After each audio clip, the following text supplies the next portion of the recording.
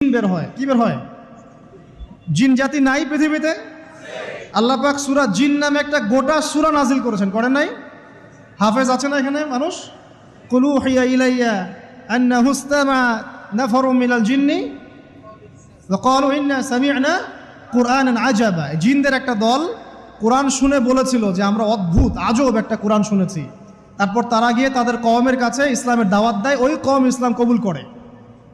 এটা নবী সাল্লাল্লাহু আলাইহি ওয়াসাল্লামের জীবনের সেই সময়কে ঘটনা, যখন নবীজি তায়েফ থেকে ফিরে আসছেন। তায়েফবাসী তাকে অত্যাচার করলো, তিনি নাখলা উপত্যকায় এসে নামাজ পড়ছেন, ওই নামাজের কেরাত শুনে জিনরা ইসলাম কবুল করেছে। তো সূরা জিনে আল্লাহ পাক এই কথা নাজিল করেছেন।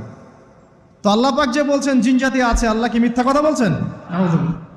নাকি নাসা যখন বলে এলিয়েন আছে তখন ওইটা সত্য, আর আল্লাহ বলছেন জিন জাতি আছে এটা মিথ্যা? তা আমাদেরকে আবার নতুন করে মুসলমান হওয়া লাগবে এখন না? আমাদের